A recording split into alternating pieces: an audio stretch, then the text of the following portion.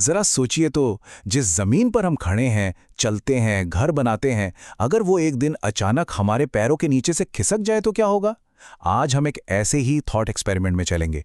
एक ऐसी दुनिया की कल्पना करेंगे जहां जमीन बस किस्से कहानियों में ही जिंदा रह गई है। हाँ, पानी, जल ही तो जीवन है। हम सब यही सुनते आए हैं, है ना? पानी का मतलब है सुकून, जिंदगी। हमारे प्लैनेट की पहचान भी तो यही है, एक शांत, नीली और स्थिर दुनिया। लेकिन सोचिए, अगर यही सुकून एक झटके में टूट जाए।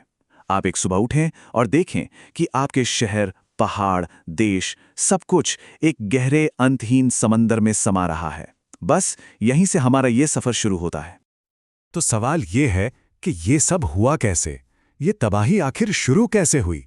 कैसे हमारा ये हरा भरा ग्रह पूरी तरह से पानी में डूब गया? देखिए, ये कोई धीरे धीरे आने वाली बाढ़ नहीं है। नहीं, ये सब बिजली की रफ्तार से होता है। कुछ ही दिनों के अंदर धरती के नीचे की जो टेक्टोनिक प्लेट्स हैं, वो किसी अनजान वजह से ढह जाती हैं, अंदर की तरफ धंस जाती हैं, और फिर सारे के सारे महाद्वीप समंदर में ऐसे खिंचते चले जाते हैं मानो कोई दैत्याकार हाथ उन्हें नीचे खींच रहा हो। और बस हमारी हजारों साल की पूरी सभ्यता पानी में गुम हो जाती है। और पता है, इस पूरी घटना की सबसे चौंकाने वाली बात क्या है? ये कि यहां समंदर का पानी ऊपर नहीं आ रहा, बल्कि जमीन, हमारी जमीन खुद नीचे धंस रही है। ये धरती के अंदर हो रही एक ऐसी उथल-पुथल है जिसे रोकना किसी के बस में नहीं था, नामुमकिन। और जब ये सब थम जाता है, तो अंतरिक्ष से हमारी धरती कैसी दिखती होगी? सोचिए, बस एक नीला गोला, कोई बॉर्डर नहीं, कोई देश नहीं, जमीन का एक कतरा भी नहीं, सिर्फ और सिर्फ एक अंतहीन गहरा नीला समंदर। तो क्या सब खत्म हो गया? क्या इंसानियत का वजूद मिट गया?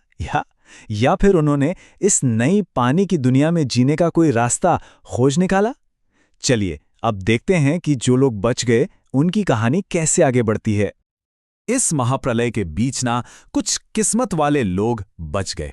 कौन थे ये लोग? ये वो थे जो उस वक्त जहाजों पर थे, या पनडुब्बियों में, या फिर किसी भी ऐसी चीज पर जो तैर सकती थी। यही गिने चुने बिखरे हुए लोग अब इंसानियत की आखिरी उम्मीद थे। और इंसानों ने अपनी सबसे बड़ी ताकत का इस्तेमाल किया, दिमाग का। उन्होंने विशाल तैरते हुए प्लेटफॉर्म्स बना लिए। इन्हें नाम दिया गया फ्लोटिंग कॉलोनीज। सोलर एनर्जी और समंदर की धाराओं से चलने वाले ये तैरते हुए शहरी अब उनका नया घर थे, उनका नया देश, उनका सब कुछ। देखिए, जिंदा बच जाना एक बात थी, पर इस नई पानी की दुनिया में एक पूरी नई जिंदगी बसाना, वो बिल्कुल अलग चुनौती थी। अब उन्हें जमीन के बिना जीने की कला सीखनी थी। पुरानी और नई दुनिया में जमीन आसमान का फर्क था। मिट्टी में खेती, जमीनी सरहदें, जमीन पर रहने वाले जानवर, ये सब अब सिर्फ यादें थीं। नई हकीकत थी समंदर से मिलने वाला खाना, और एक ऐसी जिंदगी जो पूरी तरह से पानी पर ही टिकी थी। तो खाने पीने का क्या? वो भी पूरी तरह बदल गया। अब प्लेट में खाना खेतों से नहीं, बल्कि समंदर की गहराइयों से आता था। मछली, शैवाल, प्लवक, ये सब रोज की डाइट बन गए। यहां तक कि बढ़ती आबादी का पेट भरने के लिए जेनेटिकली मॉडिफाइड समुद्री शैवाल तक उगाए जाने लगे। एक तरफ जहां इंसान जीने के लिए स्ट्रगल कर रहा था, वहीं दूसरी तरफ ऐसा लग रहा था मानो प्रकृति इस बदलाव का जश्न मना रही हो। समुद्री जीवन तो फूल फूल रहा था। मूंगे की चट्टानें दूर दूर तक फैल गई, और गहरे समंदर में रहने वाले अजीबो-गरीब जीव अब सतह पर दिखने लगे थे। चलिए, अब वक्त में एक लंबी छलांग लगाते हैं, आगे बढ़ते हैं, सदियों, हजारों साल आगे, और देखते हैं कि इतने समय बाद इंसानियत और इस नीले ग्रह का क्या हुआ। और यहां से जो सफर है, वो तो कमाल का है। कुछ सदियों बाद इंसान समंदर की सतह को छोड़कर उसकी गहराइयों में चला जाता है, बड़े बड़े कांच के गुंबदों वाले शहरों में। फिर हजारों साल बीतते हैं और इंसान खुद को बदलने लगता है। टेक्नोलॉजी की मदद से वो इंसान और मशीन का एक मिला जुला रूप बन जाता है, ताकि गहरे पानी का प्रेशर झेल सके।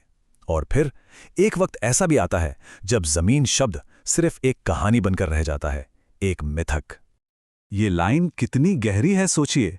इंसान का पूरा नजरिया ही बदल चुका था, 180 डिग्री। अब वो ऊपर आसमान के तारों में अपना भविष्य नहीं ढूंढते थे, बल्कि नीचे समंदर की अंतहीन गहराइयों में उन्हें अपनी दुनिया दिखती थी। तो आखिर में धरती की तस्वीर कैसी है?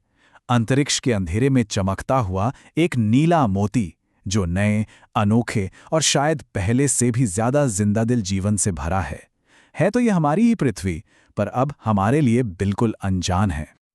और ये हमें एक बहुत बड़ी बात सोचने पर मजबूर करता है। क्या पता जिंदगी का असली मकसद जमीन से बंद कर रहना था ही नहीं?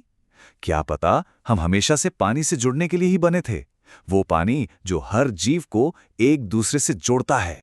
तो आखिर में ये सवाल बचता है, जो कुछ भी हुआ, क्या वो दुनिया का अंत था या फिर एक बिल्कुल नई शुरुआत? क्या ये एक विनाश था या फिर इस ग्रह का एक पुनर्जन्म, जिसने हमारी धरती को एक नए और रहस्यमय जीवन से भर दिया?